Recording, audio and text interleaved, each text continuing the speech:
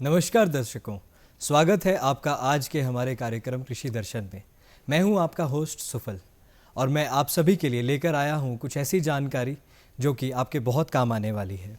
मत्स्य पालन के माध्यम से स्वयं रोजगार, प्रधानमंत्री मत्स्य किसान समृद्धि सहयोजना के बारे में हम थोड़ा डिस्कस करेंगे, यानी कि मछली पालन के बारे में। और आज हमारे साथ स्टूडियो में हैं डॉक्टर सोमनाथ पटियाल। नमस्कार सर। नमस्कार। बहुत बहुत स्वागत है आपका आज हमारे कार्यक्रम में। आपका धन्यवाद। तो आप हैं असिस्टेंट डायरेक्टर, आप पोस्टेड हैं department directorate of fisheries Bilaspur में। तो सर ये टॉपिक आपको शिमला की तरफ आज खींच लाया है, तो कैसे हम इसकी शुरुआत करें, क्योंकि जो ये मछली पालन का जो ये विषय है ये शायद हमारे दर्शकों को अभी नया लगे। तो जो ये योजना भी है इसके बारे भी हम जानेंगे। तो फिलहाल हम डिस्कस करते हैं इस टॉपिक के बारे में, मछली पालन, मत्स्य पालन। तो कुछ इसके बारे में हम थोड़ा जागृत करें हमें। सबसे पहले तो कार्यक्रम कृषि दर्शन के सभी दर्शकों को मेरा सादर नमस्कार। अगर आप अलग अलग सेक्टर्स की ग्रोथ देखें तो मत्स्य पालन का जो सेक्टर है पिछले 3 साल में ये एकमात्र सेक्टर है जो कॉन्स्टेंटली जो है 7% या उससे ऊपर की ग्रोथ लेके चल रहा है। मतलब इसमें क्या है, संभावनाएं जो हैं वो अपार हैं। हमारे पास हिमाचल प्रदेश में अलग अलग वाटर रिसोर्सेज हैं, हमारे पास बहती हुई नदियां हैं, बड़े बड़े रेजरवायर हैं जिनका जो क्षेत्रफल है लगभग 44,000 हेक्टेयर है। इसके अलावा एक्वाकल्चर में हमारे पास लगभग 900 हेक्टेयर एरिया जो है वो पॉन्ड उसमें है और लगभग 1600 के आसपास जो हैं हमारे फंक्शनल ट्राउट यूनिट हैं। तो इन सारे रिसोर्सेज की अगर हम बात करें और इनका बेस्ट यूटिलाइजेशन हम किस तरह से कर सकते हैं और इसमें स्वरोजगार जो हमारे युवा हैं, हमारे प्रदेश के जो युवा हैं वो किस तरह से आगे आ सकते हैं, तो उसके बारे में थोड़ा सा डिस्कशन आज हम करेंगे। तो प्राइमरीली देखिए, फिशरीज़ का जो सेक्टर है वो बड़ी तेज़ी से आज की डेट में जो है वो ग्रो कर रहा है और इसके लिए सरकार ने अलग अलग योजनाएं चलाई हैं। मैं बात करूं अगर पूरे देश के स्तर पर, तो प्रधानमंत्री मत्स्य संपदा योजना जो है एक बड़ी वाइड योजना है और एक फ्लैगशिप प्रोग्राम है भारत सरकार का, जो कि भारत सरकार और हिमाचल प्रदेश सरकार मिलकर चलाते हैं 90-10 की रेशो में। इसके अलावा हिमाचल प्रदेश सरकार का एक अपना ही यूनिक प्रोग्राम है, मुख्यमंत्री कार्प मत्स्य पालन योजना, जिसमें कि हर कैटेगरी के जो बेनिफिशरीज होते हैं, चाहे वो सामान्य जाति से संबंध रखता है, चाहे वो अनुसूचित जाति से संबंध रखता है, चाहे वो ट्राइबल कैटेगरी से आता है, सभी को एक समान जो है वो 80% अनुदान जो है इस अनूठी स्कीम में दिया जा रहा है। तो किस तरह से हमारे जो युवा साथी हैं इन सब को जो डिफरेंट स्कीम्स हैं सरकार की उनको अडॉप्ट करके अपना जो है वो रोज़गार चला सकते हैं। उसमें अलग अलग क्षेत्र हैं, जैसे जो हमारे युवा निचले हिमाचल में रह रहे हैं, मेरा अभिप्राय है जैसे कोई डिस्ट्रिक्ट हमीरपुर से बिलोंग करता है, बिलासपुर से करता है, डिस्ट्रिक्ट ऊना से करता है, तो इन सारे जहाँ पे हमारा जो टेम्परेचर है वाटर का 20 टू 35 टू 37 डिग्रीज के आसपास रहता है, तो वो जा सकते हैं कार्प मत्स्य पालन की तरफ।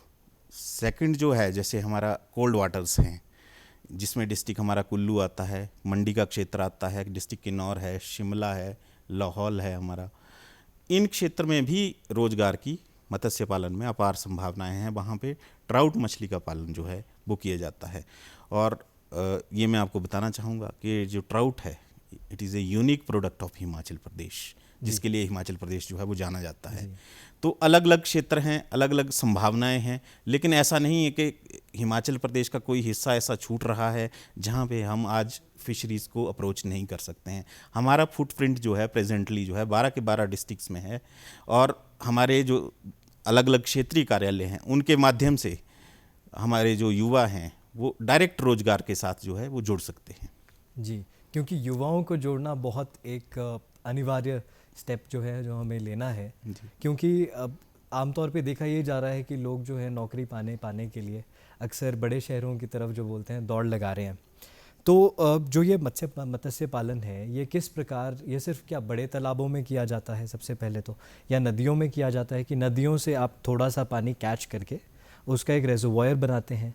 तो एक ओवरऑल प्रोसेस इसमें किस तरीके से देखिए, होता है? ये तो हमारा जैसे ओल्ड जो हमारा कंसेप्ट था कि फ़िश फार्मिंग करनी है तो हमारे पास पॉन्ड्स होने चाहिए, या फिर जैसे ट्राउट का मत्स्य पालन करना है तो ट्राउट रेसवेज होने चाहिए, या फिर कैप्चर फिशरीज जिसको हम बोलते हैं कि हमारे पास ओपन नदियां हैं, उसमें हम कुछ बच्चा जो है संग्रहण करते हैं, बाद में जो 3-4 साल बाद जब वो पकड़ने योग्य हो जाता है तो उसको कैप्चर फिशरीज बोलते हैं हम, कि उसको जाल से पकड़ के उससे भी स्वरोजगार होता है। रेजरवायर में हमारे क्या है, कैप्चर फिशरीज़ है कि वहाँ पे साल में 10 महीने, 2 महीने का वर्जित काल रहता है, अदरवाइज़ 10 महीने का रोज़गार जो है वहाँ पे फिश फार्मर्स को दिया जाता है। वहाँ भी कैप्चर फिशरीज़ है कि हम सीड स्टॉक करते हैं रेजरवायर्स में, और बाद में through the process of licensing हमारे जितने भी फिशर फोक है वो लाइसेंस लेता है and they can catch the fish from the reservoirs.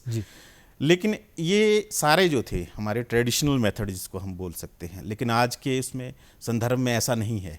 अगर आपके पास कम ज़मीन है, कम पानी है, तब भी आप मत्स्य पालन के साथ जुड़ सकते हैं, क्योंकि विभाग जो है ऐसी स्कीम्स लेके आया है, ऐसी टेक्नोलॉजीज़ लेके आया है, ऐसी इनोवेशंस डेवलप की हैं जिसमें कि सपोज़ करो किसी के पास अगर 100 स्क्वायर मीटर एरिया भी है तो वो वहाँ भी इफ़ेक्टिव फिश कल्चर जो है वो कर सकता है।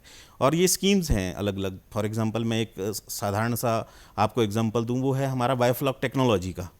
बायोफ्लॉक मत्स्य पालन एक ऐसा जिसको बोलते हैं इनोवेशन है फिशरीज़ की फील्ड में, जिसमें कि हम एक 15,000 लीटर के टैंक में 3 क्विंटल तक मछली का जो है वो पालन कर सकते हैं।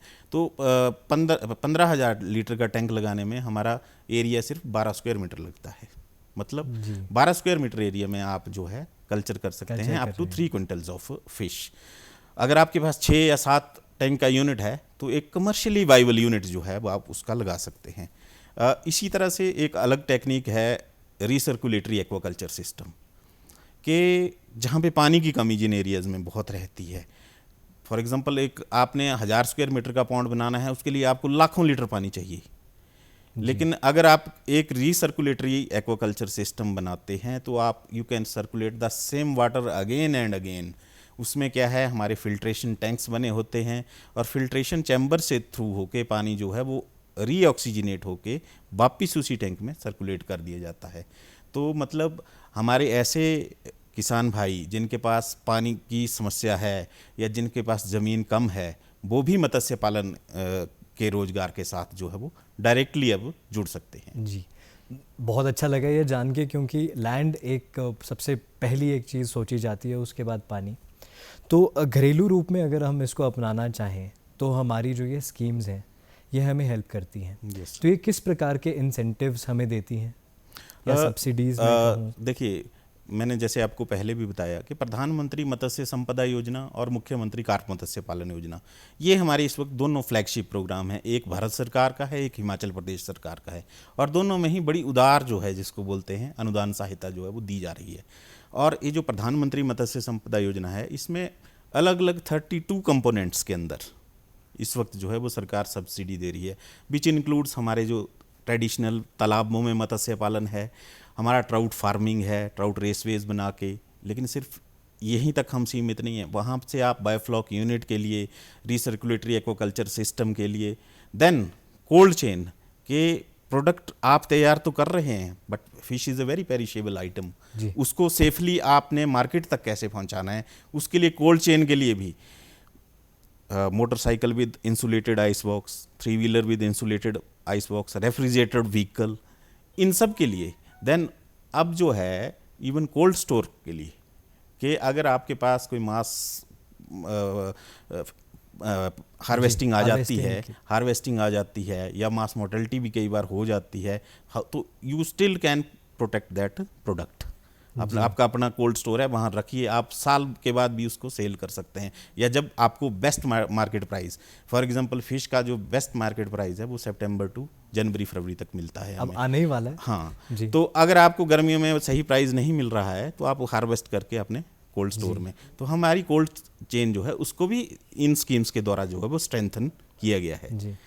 लगभग अगर किसी ने सेटअप ये पूरा करना हो, क्योंकि स्कीम पता होने से अप्लाई करने से अप्रूवल तक कुछ समय, अगर आप हमें थोड़ा सा दर्शकों को बता पाएँ कि कितना समय हम मान के चलें कि अगर हम आज शुरू करेंगे, क्योंकि मेरे दिमाग में ये इसीलिए आया, आपने जैसे ही कहा कि सितंबर वो महीना है जब सबसे अच्छा प्रॉफिटेबल लाभदायक ये तब होता है अगर मार्केट में फिश जाए।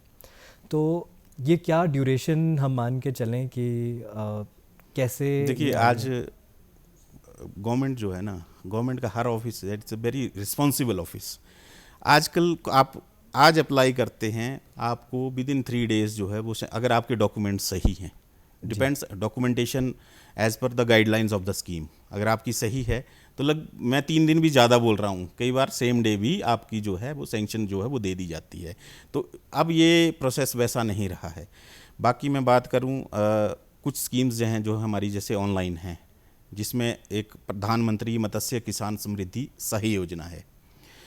प्रधानमंत्री मत्स्य किसान समृद्धि सहाय योजना जो है एक बड़ी अनूठी योजना है भारत सरकार की, जिसमें कि एक राष्ट्रीय पोर्टल बनाया गया है, नेशनल फिशरीज डिजिटल प्लेटफॉर्म, और उसमें ऑर्गेनाइज किया गया है सारे फिशरीज सेक्टर को। प्रेजेंटली जैसे हिमाचल प्रदेश के 11,600 लोग जो हैं उस पोर्टल पे रजिस्टर हैं, और ये 11,600 लोग जब चाहें, इनको किसी ऑफिस में जाने की ज़रूरत नहीं है किसी स्कीम के, या इसके अंदर जितने भी कंपोनेंट्स हैं जो मैं अभी डिस्कस करूंगा आपके साथ, वो उनको कहीं भी जाने की ज़रूरत नहीं है, वहीं पे सारे अवेलेबल हैं। एंड वो जो भी कंसर्न पर्सन है, he can apply directly in the concern component on the portal. तो उनको कहीं भी जाने की ज़रूरत नहीं है, कोई फॉर्मेलिटीज़ नहीं है, कोई एक्सेस फॉर्मेलिटीज़ नहीं है, उनको सिर्फ अपना प्रॉपर जो है किस स्कीम का इंसेंटिव लेना है उसके डॉक्यूमेंट वहाँ पे अपलोड करने हैं, और उनको जो है डायरेक्ट इंसेंटिव जो है, और डीबीटी है, direct benefit transfer into the account of the beneficiary. सबसे बड़ा तो इंसेंटिव आई थिंक वक्त बचाना ही होता है किसी भी कार्य को जब हम करते हैं। तो ये जब वक्त आपने बचा लिया, तो लगभग 3 से 4 दिन आप बता रहे हैं यदि डॉक्यूमेंटेशन कंप्लीट है, तो डॉक्यूमेंटेशन में कुछ ना कुछ ऐसी रिक्वायरमेंट्स होंगी जो कि फुलफ़िल करना वो ज़रूर, या लैंड की मिनिमम की इतना लैंड हो, वो कुछ आप हमारे दर्शकों को देखिए लैंड का ऐसा है जी। जो उस कंसर्न स्कीम के लिए, फॉर एग्जांपल मैं आपको बता रहा हूँ कि बायोफ्लॉक सिस्टम 7 टैंक्स का किसी ने लगाना है, तो आपको लगभग 120 स्क्वायर मीटर की होती है। तो उसके जो लैंड रेवेन्यू पेपर होते हैं वो प्रोड्यूस करने पड़ते हैं कि I am the owner of this land और I am using this land on lease, या तो मैं मालिक हूँ या मैंने लीज ली है, और लीज कम से कम जो है 12 साल की होनी चाहिए लीज पीरियड, क्योंकि गवर्नमेंट ये देख रही है कि कोई करे तो एक इफ़ेक्टिव पीरियड के लिए उस चीज़ को अडॉप्ट करे, ताकि, क्योंकि फिशरीज़ एक ऐसा सेक्टर है जहाँ पे इनिशियल जो है इन्वेस्टमेंट के बाद ना प्रोडक्ट आने में लगभग 1 से 1.5 वर्ष का समय लग जाता है, लेकिन एक बार जब आपका आउटपुट आनी शुरू हो जाती है, then it is a continuous process, system बन गया, फिर आपकी वो जो है रिसाइकलिंग जो है उसमें होती रहती है कंटिन्यूसली। जी, तो जैसे आपने बताया कि इसमें किसी के पास यदि अगर तालाब ना हो तो वो टैंक बना सकते हैं, वो आरएएस बना सकते हैं या बायोफ्लॉक बना सकते हैं। तो क्या इसमें कॉस्टिंग अलग अलग होगी? किसी में थोड़ा कम पैसा लगेगा, किसी में थोड़ा ज़्यादा पैसा लगेगा? देखिए तो ये बड़ा अच्छा आपने सवाल पूछा।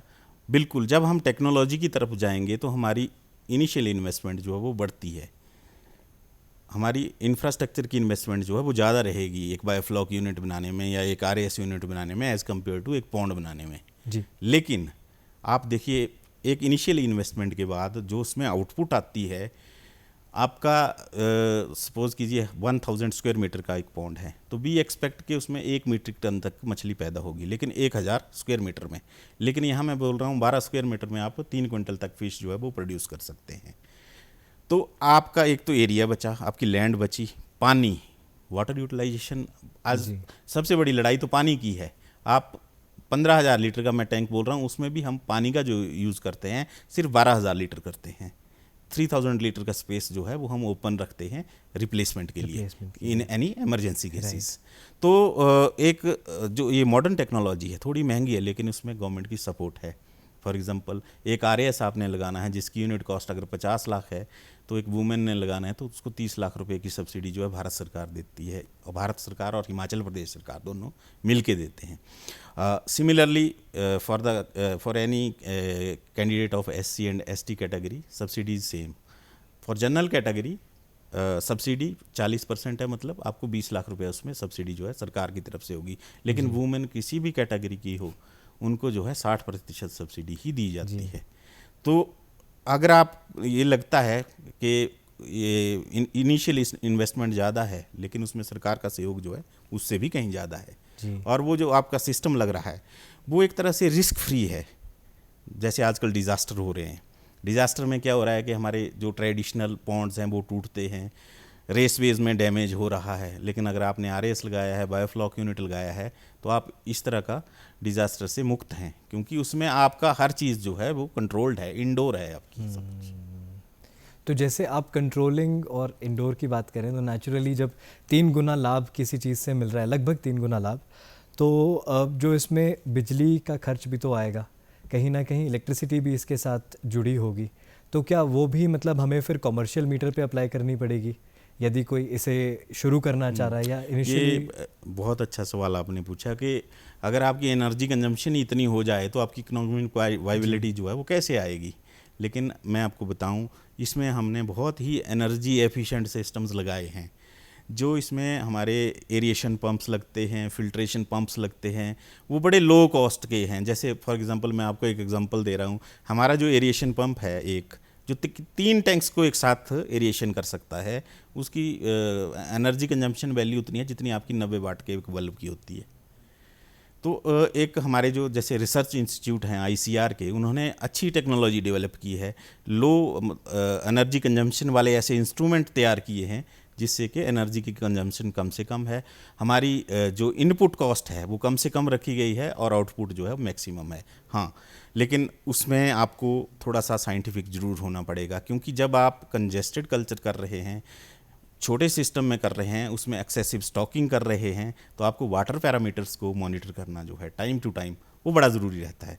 फॉर एग्जांपल आपके जो वाटर पैरामीटर्स हैं, pH है पानी की, डिज़ोल्व्ड ऑक्सीजन लेवल्स हैं, अमोनिया लेवल्स हैं, उसको मॉनिटर करना कॉन्स्टेंटली जो है वो बड़ा ज़रूरी है जी। तो उसकी एक इफेक्टिव ट्रेनिंग जो है वो विभाग देता है अपने फार्मर्स को कि आपने इनको कैसे किस लेवल तक रखना है, आपकी pH लेवल कहाँ रहने चाहिए, आपके डिज़ोल्व्ड ऑक्सीजन लेवल कितने रहने चाहिए, आपके अमोनिया लेवल कहाँ तक जाना चाहिए। अगर उससे ज़्यादा, क्योंकि ammonia is a very toxic gas, जी।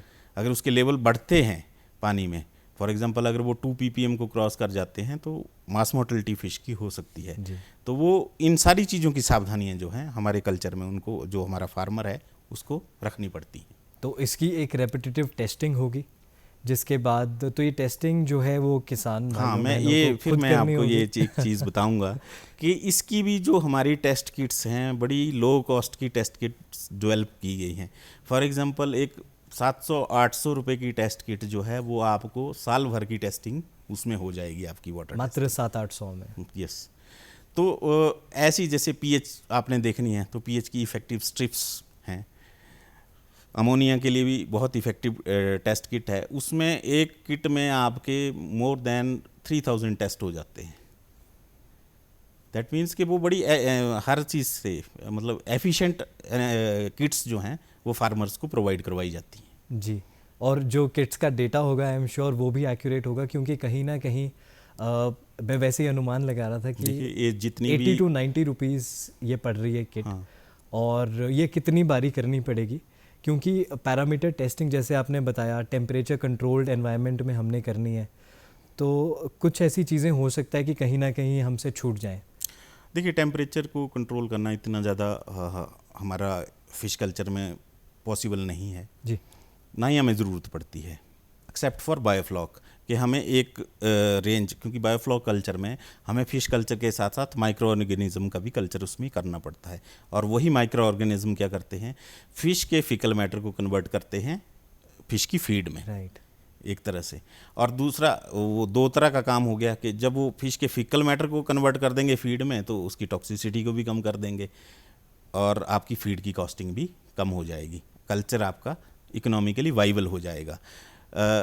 लेकिन उसमें क्या है कि ये जो माइक्रो ऑर्गेनिज्म है ये एक स्पेसिफिक टेम्परेचर पे ही ग्रो करते हैं। फॉर एग्जांपल जो बैसिलस सबटिलिस बैक्टीरिया हैं जो स्पेसिफिकली बायोफ्लॉक कल्चर में हम यूज़ करते हैं, उसके लिए अच्छा बेस्ट ग्रोइंग टेम्परेचर है 25 to 30 डिग्री सेल्सियस। तो अगर इससे नीचे चला जाएगा तो भी उनकी ग्रोथ कम हो जाएगी, ऊपर चला जाएगा तो भी ग्रोथ जो है वो कम हो जाएगी। तो जैसे हमारे कोल्ड एरियाज़ वाले ठंडे क्षेत्रों वाले जो दर्शक हैं, ठंडे डिस्ट्रिक्ट्स वाले, मान लीजिए किन्नौर में या कोई बियॉन्ड वहाँ रह रहा है, उनको अगर ये अप्लाई करना हो तो क्या टेम्परेचर? देखिए, किन्नौर के लिए हम कभी सजेस्ट नहीं करेंगे ना ठंडे क्षेत्रों के लिए कि वहाँ पे बायोफ्लॉक फिश फार्मिंग हो, क्योंकि बायोफ्लॉक फिश फार्मिंग जो है स्पेसिफिकली वार्म वाटर एरियाज के लिए है, जहाँ पे 25 से 30 डिग्री सेल्सियस के आसपास जो है टेम्परेचर रेंज रहे। जो ठंडे क्षेत्र हैं वहाँ के लिए हम प्रपोज करते हैं मॉडर्न टेक्नोलॉजीज़ में कोल्ड वाटर RAS। जी, हालांकि ये कोल्ड वाटर RAS एक बड़ी मिजनोमर जैसी टर्म है, क्योंकि आप आज की डेट में नालागढ़ जैसे गर्म क्षेत्र में भी ट्राउट का पालन कर सकते हैं अगर आप अंदर टेम्परेचर उसमें अपने कोल्ड वाटर RAS में मेंटेन कर सकते हैं। हमने रिसेंटली हैदराबाद में एक देखा, हम आज दिन तक तो यही कहते आए हैं कि हिमाचल प्रदेश जो है, जम्मू कश्मीर है या सिक्किम है, जो ठंडे क्षेत्र हैं वहाँ पर ट्राउट होती है, लेकिन आप देखें अगर आज की डेट में हैदराबाद में भी ट्राउट कल्चर हो रहा है, तो वो टेक्नोलॉजी बेस्ड है सारा जी, कि अंदर जो है वो टेम्परेचर एक कंट्रोल्ड रखा हुआ है। और रीसर्कुलेटरी एक्वाकल्चर सिस्टम, जैसा कि मैंने आपको बताया, उसमें पानी की कांस्टेंट फिल्ट्रेशन हो रही है और रीसर्कुलेशन हो रही है जी, तो आजकल। लेकिन अगर मैं, क्योंकि वो जो हैदराबाद में सिस्टम है और जो हिमाचल प्रदेश के सपोज करिए किन्नौर में सिस्टम लगेगा, उसमें फ़र्क क्या होगा? फ़र्क ये होगा कि हमें टेम्परेचर कंट्रोल करने की ज़रूरत किन्नौर में नहीं पड़ेगी, क्योंकि ऑलरेडी वहाँ पे कोल्ड वाटर कंडीशंस हैं। तो हमारा जो सिस्टम जो किन्नौर में लगेगा वो ज़्यादा एफिशिएंट होगा, वो ज़्यादा एनर्जी एफिशिएंट है और इकोनॉमिकली वाइबल है। उसमें जो प्रॉफिट है वो ज़्यादा होगा एज़ कम्पेयर टू जो सिस्टम होगा जो हैदराबाद में लगा होगा या हम नालागढ़ में लगाएं इस तरह से। तो ये दोनों में फ़र्क है। तो सर सबसे पहले ये तो चैलेंजेस भी कहीं ना कहीं हमने डिस्कस कर लिए कि चैलेंजेस क्या आएंगे, क्योंकि बहुत ज़्यादा टेक्निकल ये चीज़ है, तो किसी ने भी इसमें जाना है तो टेक्निकलिटी उनको जाननी पड़ेगी कि कितनी मतलब बारीकी से एक एक पैरामीटर को उन्होंने नोट करना है।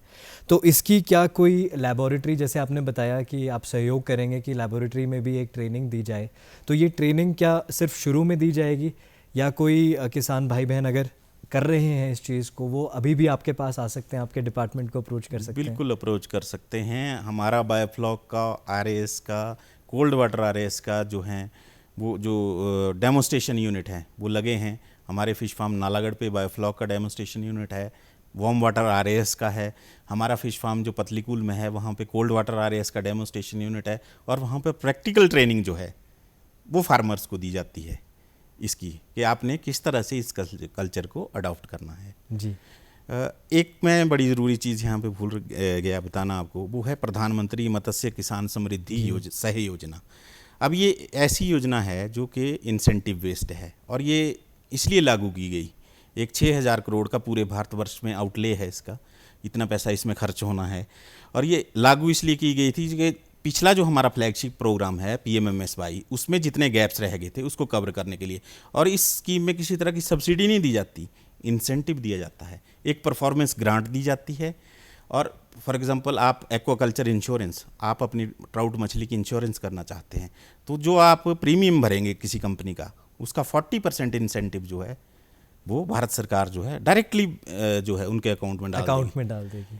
अगर आपका 1 लाख रुपया खर्चा आता है, 40,000 रुपया प्रीमियम का जो है वन टाइम इंसेंटिव जो है सरकार जो है आपको वापस कर देगी। सर दर्शकों को कुछ संदेश भी आप देना चाहेंगे इसी माध्यम? मैं यही संदेश देना चाहूँगा कि आप नील क्रांति से जुड़ें।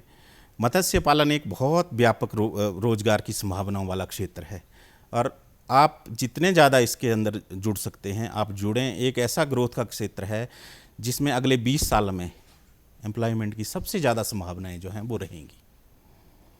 और आपने सर हमारे साथ आज वक्त बिताया, इतनी इम्पोर्टेंट इन्फॉर्मेशन आपने हमें दी, जिससे कि मैं आशा करता हूं कि हमारे दर्शकों को ये बहुत पसंद आया होगा। आप बिलासपुर से हमारे लिए शो के लिए ट्रैवल करके आए, आपका बहुत बहुत धन्यवाद सर। आपका बहुत बहुत धन्यवाद। Thank you very much. Thank you for coming sir. Welcome. तो दर्शकों, साथ साथ मैं आपको हमारे सोशल मीडिया के बारे में भी कुछ बताना चाहूँगा। हमारे सोशल मीडिया पे भी आप हमें फॉलो कर सकते हैं और यूट्यूब पे फॉलो कर सकते हैं, इंस्टाग्राम पे फॉलो कर सकते हैं।